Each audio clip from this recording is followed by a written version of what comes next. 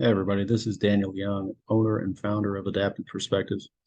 This is the second time attempting this video since the first time the first time crashed, or at least the computer crashed.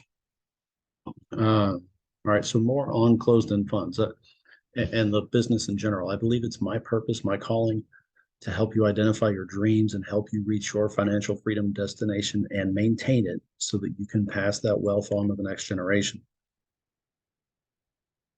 This video will continue to show you what I'm offering at our closed-end fund master: information, the consolidation of data, our own funds, how we filter the data, and then some recommendations based on the filtered data.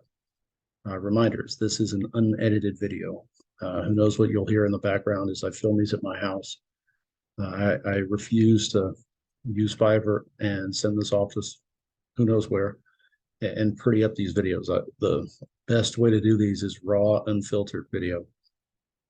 So this will be over our financial investment strategy of using closed-end funds instead of investing in single stock entities. I will demonstrate how we filter the data housed in our master and trim that down into more manageable pieces. And then I'll offer targets based on what we currently own, and also offer a suggestion on where to start if you don't currently own a closed-end fund. Disclaimers: I'm not a financial advisor. I am a financial strategist. The information contained in the video is provided on an as-is basis and does not represent personalized investment advice. Information is from sources believed reliable, but no guarantee or warranty is made as to its accuracy. I may be invested in some of the closed-end funds or the CEFs recommended or reviewed in the video. The full transparency of that is we own the ones that are colored in blue. I assume no liability for your use of the information and encourage you to educate yourself on the market, to consult with a licensed professional, and to know your goals before investing in anything. And though I encourage you to talk with a licensed professional to get their advice because I have to say that, I also encourage you to not be afraid to walk your own path. I don't speak like the herd. I walk in limited company, and sometimes I walk alone, and I'm okay with that. When we started this and we took on the ownership and responsibility of managing our own portfolio, I can tell you with certainty that our financial advisor would not want us to. One, because he would lose business, but then two, it's a different methodology. Building a portfolio that will, yes, gain that speculative value of appreciation is what most financial advisors encourage. But we're building a portfolio that, one, will hopefully do that, yes, in the long term. But our goal is to rake in the dividends and retire on dividends, and that's very different than what most financial advisors push or the strategy they use. So let's get into this. And to do that, I need to share a screen.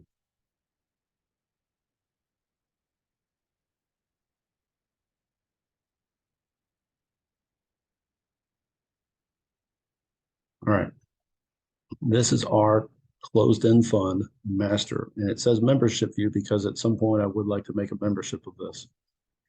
So the tabs at the bottom, the flags, uh, I I go through and I pull information from trusted, reputable sources on the companies that are long-term recommendations and why. Um, the master itself is a list of all 438 funds, which currently, yeah, 430, well, added 2 lines at the bottom. So that's where it stops. There's 2 free at the top. So 438, that's the average yield across all funds. Blacked out or grayed out is based on these parameters: annual dividend less than 6.5, or cost more than $16 a share. Everything in white, in that's say not colored something else, falls in the gap of things. So purple is recommended by trusted sources. green are funds that I just track, and blue are funds that we own. And what we're going to look at is this. So you can see what we bought last year. You can see what we own this year, the dividends that are scheduled, right? Here's everything scheduled, plus also everything that's currently paid out. So you can track our dividends over time. And this data, so IGR 10650 is populated into this spreadsheet of all of our current funds so that we can look at what our average share price is compared to what the current value is. And we'll see the overall return of that investment compared to or incorporating the overall return of the investment from our dividends. So then what our actual total return of investment is. And I have that for every fund we own. You see the past video data, and then this video. Current relates to how many shares we currently own. So we're going to move the table over.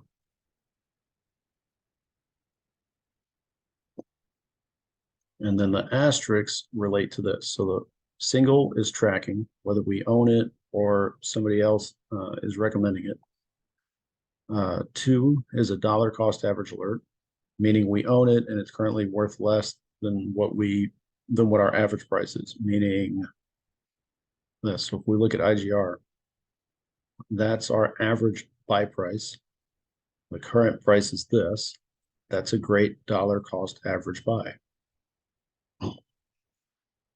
And then the buy alert. So closed-end funds operate with a limited number of shares. So when those shares become limited in demand, or say limited availability to buy, or there's a lot of them to buy, it really does impact the overall price. So we can buy them at a discount. So strategies. You can buy based on the overall discount or premium. So if they're good, my mentor in all of this is Brett Owens with the Contrarian Outlook Group. So if you think of premium and discount in terms of completely equal, so at 0, that would be $1. Then every percentage off is like 1 penny off. So if we go to the top of this list, DMA has the lowest discount, but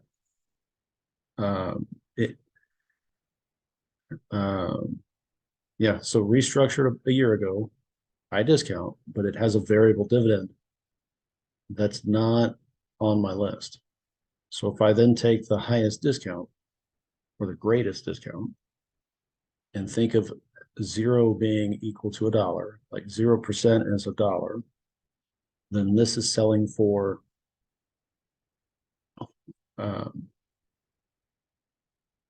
like 32 cents off. So for every 68 cents, I'm not going to say this right. It really is. It's 32%. It's 32% off. So instead of for every dollar invested in this, it's really like you're buying it at 68 cents. So for us, well, here, let's go back. So we don't buy premium. So anything greater than anything greater than break even is not on the table. I've been attempting to query out, well, not query out. I've been attempting to buy things that are the upper nines, like this will stay on the list because it's a great dollar cost average, which I'll get into that, but really 10% and above. So all of these other things go away.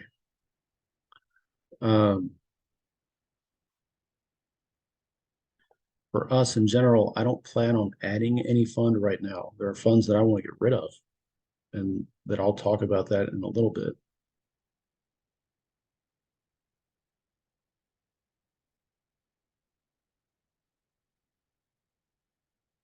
This is about where the video crapped out the last time. So hopefully this one works. Um, so EOD, I love the company. I love what they have, but they've decreased the dividend the last three cycles. NML currently sells for more than our average. Right, that and not a lot more, but it still sells for more than our average. NBXG, same thing, it sells for more than the average, has a phenomenal discount, right? So instead of buying things break even for $1, it's like you're buying it at 80 cents. Um, Cuba throws this amazing dividend. It generally has an amazing discount that never really goes away. But at least for the last year, I want to say that they've had nothing in their portfolio. They've gone straight cash, which, unless you've got that in a high yield account, you're not beating inflation. Um, they also pay an automatic drip dividend reinvestment program. So when I get their dividend, we own I think 109 shares currently, so it's 109 and change. So that's our dividend. So I get paid that, but then that gets taken out after it gets. So they pay me that comes out, right? And then they automatically cycle it back in, and then they pay me in overall shares, which is why it's an odd number of shares because we buy whole shares, but then they pay back odd number of shares. So since we've owned it like 2 years and 2 months. We've been paid 19 shares. But long term, it's not a great strategy. And I don't like how the fund is managed overall right now. So those leave. USA is a great long-term hold. Have no plans to sell it. Uh, but the discount overall isn't double or more than double than its historical discount. But it makes the list because for us, it's a great dollar cost average. Our current average buy price, there it is 8.34. 611 is a lot lower than that. That would bring down our overall average and increase the shares they automatically pay. HLB, I like the company, data, cloud data, satellite stuff, real estate, but I don't know how the real estate market, like I get the same reviews y'all do, but I don't know if we're seeing the end of the rental real estate market or the office rental real estate market issues. A guy I love it is Michael Foster with the Contrarian Outlook. He loves USA, or sorry, USA. Um, Brett Owens, still of the Contrarian Outlook, loves bonds. One of those he's been heavy on lately is DSL, but this looks at USA, so let's do DSL.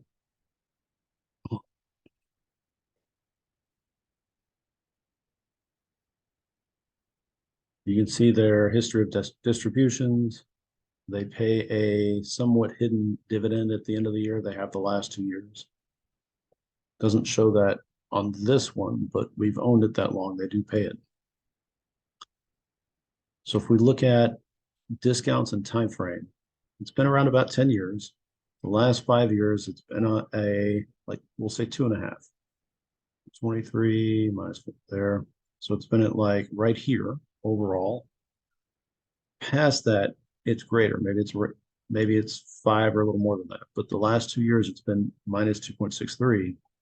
So the discount, if we're targeting the discount as our strategy, then the discount we're looking for is double the last 5 years. You could try the historical average, and that's a much harder game to play.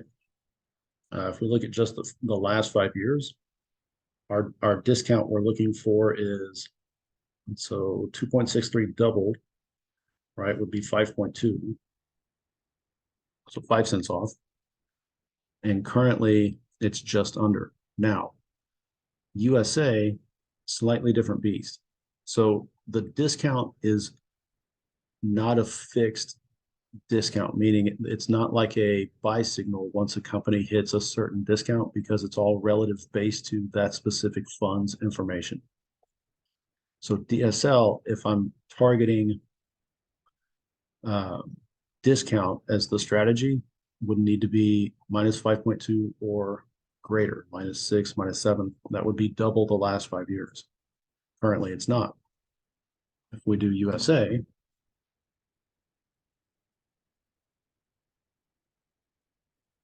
right? So over the last 5 years, it's been about -4.5. Currently, it's at 1.5. But if you look at pricing, so the 5 year is at 1.42 throughout the turmoil of everything. If we look beyond that, yeah, it's probably greater. Like, yeah, it's probably around 5, maybe a little more. But if we go based on this easier to accrue data, right? So 1.42, currently it's at 1.29. That's almost the same thing. You can make a case that it's at least close to being equal. It's 5 year historical data. And that would be decent. Now, is it double? No. But the reason it stays on our list is because of the price. It's a great, for us in our portfolio, it's a great dollar cost average buy. DSL, I mean, me personally, I like to buy things in sets of 50 because it makes the math easier. Um, DSL is not at its historical average. I like, oops, as much as I like the fund, as much as my mentor of sorts likes the fund, for us, it's not a great buy comparatively because of that one category. And that's kind of what we're going to try to strategize on using. I mean, the yields are important, but the way to make it all relative is to look at how significant the discount is compared to each fund's historical value.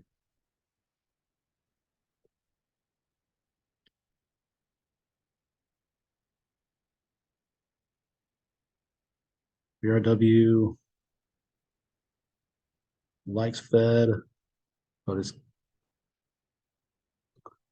uh, it's it's less than our current average, but almost not the same kind of deal as USA, just based on overall performance from my standpoint. IGR is a real estate investment trust. I love the fund, and 10% is a high discount, but it's relative to the fund's historical discount, right? It seems like a lot more because USA's discount is 1.29. But if we look at the 5 year, it's pretty close to just the existing 5 year. 11 is close to almost 11, but it makes the list because of its dollar cost average for us.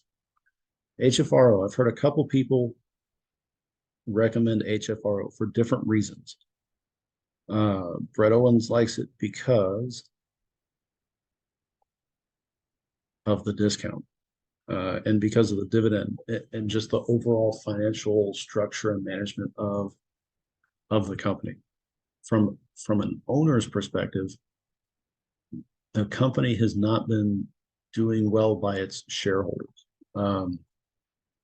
They tried to go holding company, and then the majority of us voted against that because we wanted the consistent monthly payments and the closed-end fund structure. And then recently, as far as I know, without shareholder input, because I have not gotten that email, they want to I want to say it's 100 million over 2 years to buy back. That's important. That should help share price. But at the same time, they want to change the name of the fund without the shareholder, with the, without the owners of the shares, right? Shareholder, they want to change the name of the fund without shareholder opinion. Uh, so you have management doing what management wants. And it's like, I know they're interested in growing the fund, but how it looks from the shareholder standpoint is that they're doing what management wants and not what the shareholders want. So it's that weird mix of it comes highly recommended by people that I read, but on the shareholder side, it's not been managed very well, especially in PR and marketing. And here's the crux of why I've been debating of this video. Uh, so bank funds, heavy preferred shares, but they've both decreased their dividends. These funds that are left are all funds that we would buy. But for us, at the very most right now, it's $510. So for you, if it's $100 or if it's $1,000, right, you're going to buy based on what you have. So of what I know, so that's the cheapest discount, and 10% is a good yield. But having been a shareholder, it's hard to buy. It's honestly hard to buy more because I've experienced the PR of the management, which is different than the behind the scenes stuff. But just of what I can see, it's not been managed well. Uh, that said, I want to sell it long term. So if I can get it at a great deal, which I can, and at a good discount, which I can, it's very tempting to pick this as our next investment, knowing that if I can decrease our overall average of things, then I can sell it faster. I like GLO, but GLO it has a 2-year kind of bounce cycle. Um, Brett Owens has commented on its kind of like uh, moonshots, I guess. Nope, wrong fund. Um, no, right fund, just the wrong window. So if you look at these spans, so 9 to 11, you get this 2-year hump. Then 11 to 14 was about 3 years. You get a draw period. 16 to 18, 18 to 20, 20 to 22. We're kind of at a lower point than it's been in a while. So it's very tempting to scoop it now at a severe discount, like a much greater historical discount, right? Fairly consistent throughout. 5-year track record of 8.4, currently currently beyond the double of that. It's lowered its dividend. Um, I think its bond portfolio weighs it down a little bit with the crazy bond market right now. Um, where are we? Yeah, but if we buy it in this current downtrend, based on its track record, it'll surge back up for 2 years, and then when it surges back up, gets above a certain point. So maybe for us, maybe it's I don't know, around that $10 mark. When it surges back up and past that, we can sell it and then take the money and funnel it into something else before it plateaus and drops down again.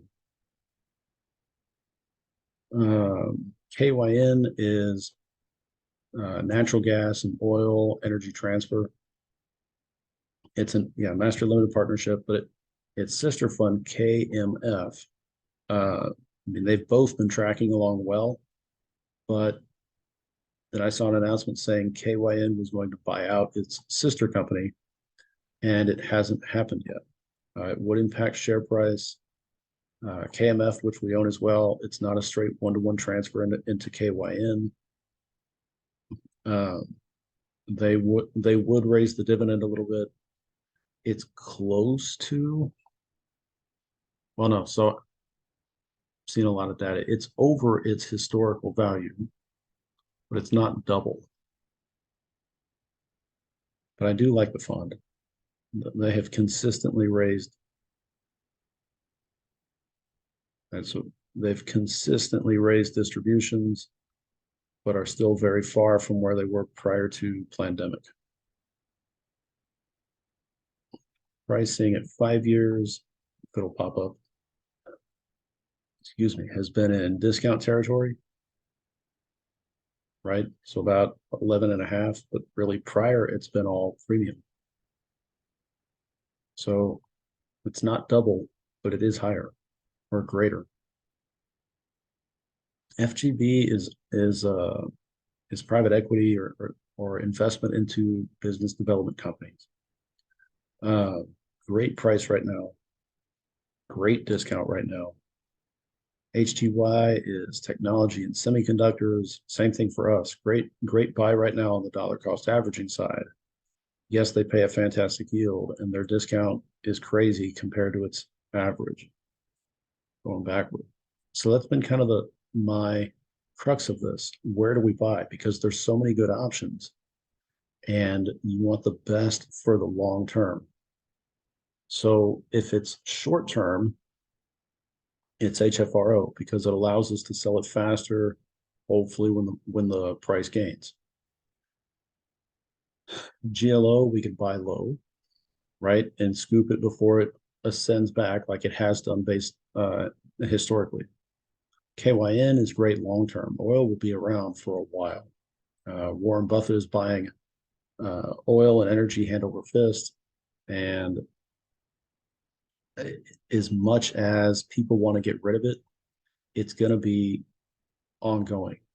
The the the lie, I guess you would say, of the electric vehicle industry is that once you buy an electric vehicle, we can get rid of oil. But if you trace the power back, I mean, the battery is a reservoir of power. It has to come from somewhere. So the battery that's currently in your car on an internal combustion engine gets charged as the car runs. The electric vehicle battery that would power the car has to get charged somewhere. So charging station, your house, right, somewhere. But the power supply from that is still coming from the actual power company. So if you looked at the different types of power companies, the wind industry is subsidized. In order for it to compete with oil, the government pays you and actually fudges the data on that. Wind farms, like in order for that fan motor to turn as it goes around, it has to have a starting point. So it's actually got an oil system built into it with a motor that turns the fan so that once the wind surpasses the base minimum, the wind then takes over and turns the fan. But on a windless day, that fan will still turn because there's a motor that helps turn the fan because those blades are heavy. Solar doesn't work on a cloudy day.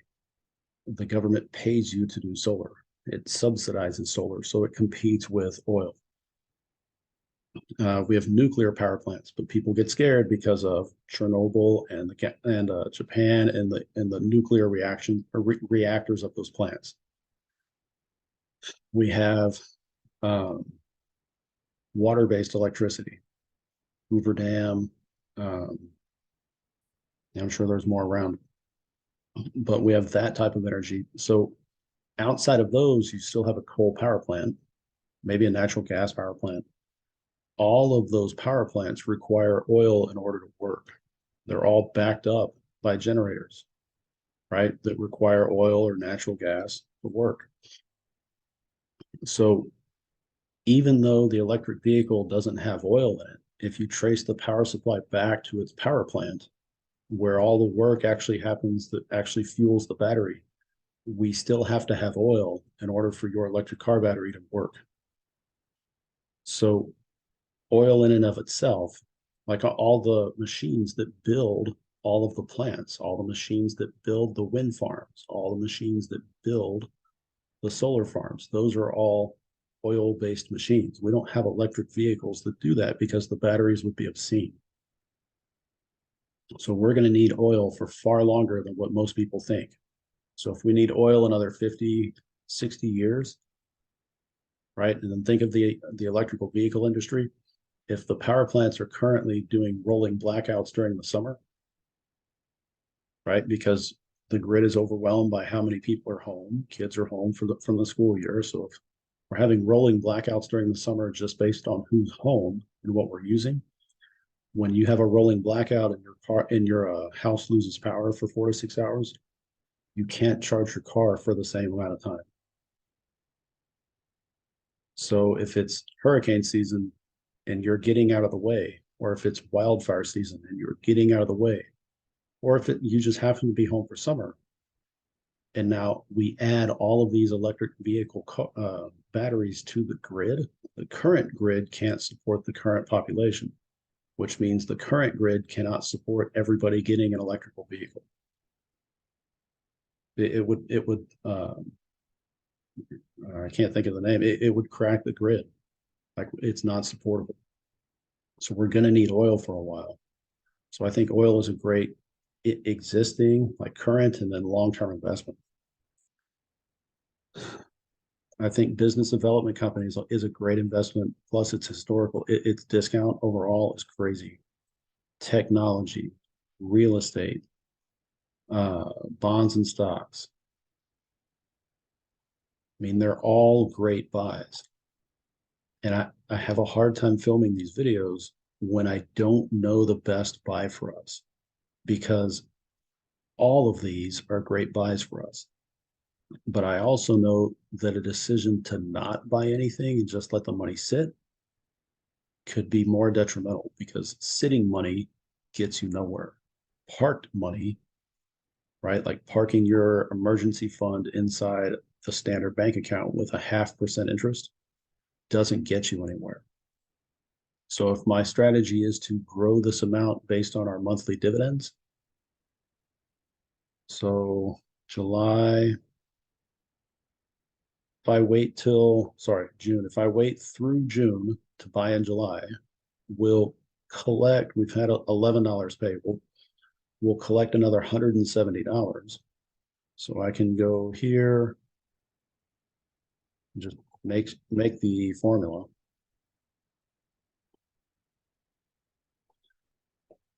Right? 680 gives me more buying power. If that's my strategy, then that's my strategy. Right? Or I can buy something now.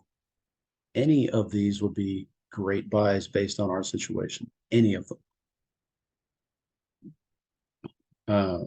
But if you're just starting out, it's going to depend on your overall price and your overall uh, amount of money to invest. Like if you only had $100 and you wanted to buy the most you could for $100,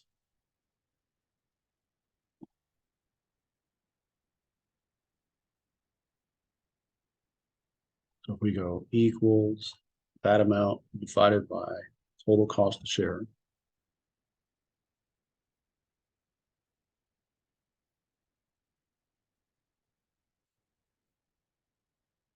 there's no way that's accurate. It's not. Equals that amount divided by that amount. There we go. Still not right. Equals that divided by that.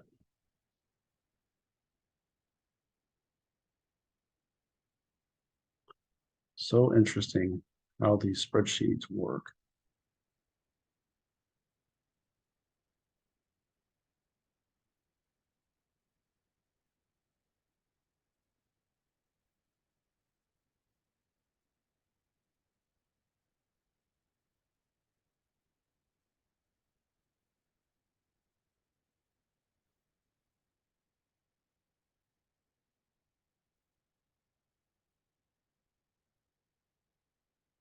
So if you wanted to be able to buy the most and pick a whole number, That's this.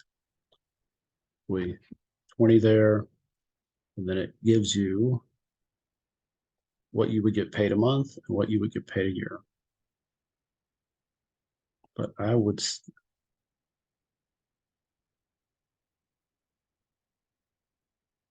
what would I pick if I was just starting? If I was completely new to this whole closed-end fund game, I would pick either USA or IGR. And I would probably, with the real estate market still being an unknown, I would lean to more USA.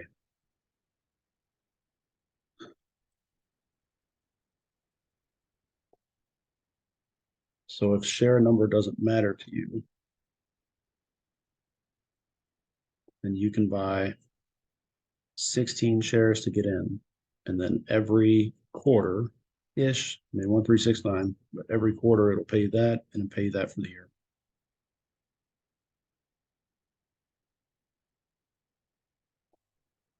So as much as I love this fund and it's a great dollar cost average, I don't know what the real estate market's going to do.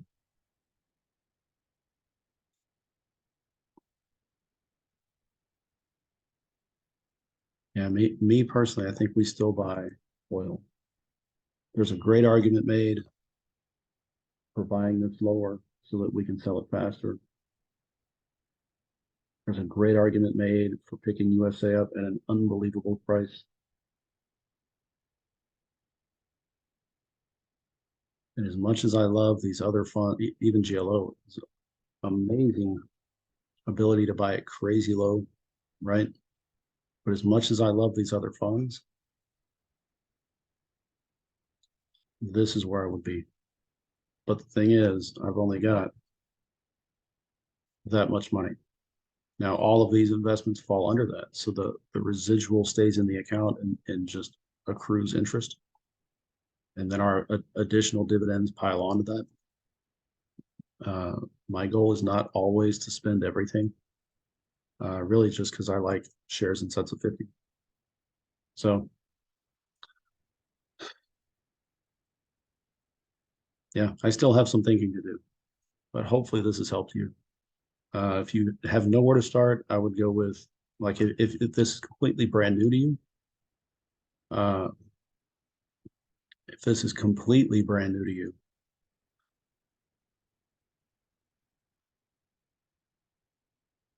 I would pick USA. If you want something a little more risky, I would pick GLO. Risky being it's brand new to you, and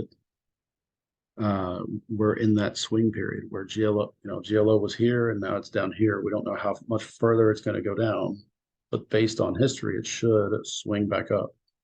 So then it really holds true to the buy low, sell high, buy low, sell high.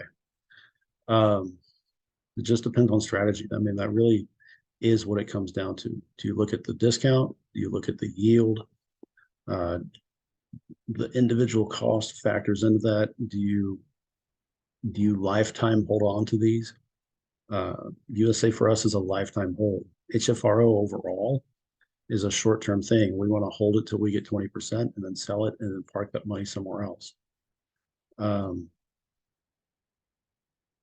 GLO would be the same thing. We would buy it now to get a lower buy-in price, let it swing upward, sell it, and then put that money somewhere else. So it comes down to strategy, and you have to know your own strategy. And even in that, like where I am, you get to a point where you get so much information saturation that it's hard to pick the best thing for you because they're all great deals, right? But a lack of decision making is a lack of actual progress. You get stuck in quagmire. So I've been stuck in quagmire too long. I need to make a choice and then move on. And then we continue to look at the market week to week. Um, yeah. So hopefully this helps you. Hopefully this helps you. You at least get to see somebody else's strategy and how I process things and hear something different than what you see on TV. So those are my top selections for the week. If you like the content, consider subscribing to my channel, and then also head over to Facebook and join my group there called Navigate Your Finances. The link will be below. It's the same banner as this channel. And then you can also find me on Pinterest.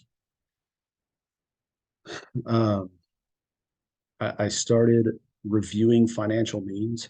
Like we all see the general financial memes with the pictured advice from online, and the vast majority of those are just bad advice. So I started going back and looking at all of that advice and using our strategy of investing through closed-end funds and just our overall strategy of uh, navigating our journey, or our financial journey, and breaking down those memes and what they really mean. So there are 3 videos posted, I believe, at this point on memes, but I have an entire board of stuff to go through, and I'm continually adding to that board. So I have lots more videos to make on financial memes and closed-end funds. So you can find me on Facebook, where I talk about earned income and passive income. You can find me on Pinterest, where I talk about all 3 types of income. And then I have that board set aside for financial memes. And then what I'm doing on YouTube is breaking down our financial strategy using closed-end funds, and then using that financial strategy to break down financial memes and give a different perspective than what a lot of other people are offering. So um, if you like the content, please subscribe, like the video, and then search my channel and see what you like. So remember, you're the captain of your ship. I say it all the time, but it's true. You captain your ship, I captain my ship. I'm happy to pull alongside you and help you, but it's your ship, right? You make your decisions. So you have the power to change your life and your financial future. Many people will offer to help you, but only you can make the choice to do it. Make it happen. Shock your world. It is far easier than you think, far easier than you think to change the game on retirement, but also change the game financially for you and your family.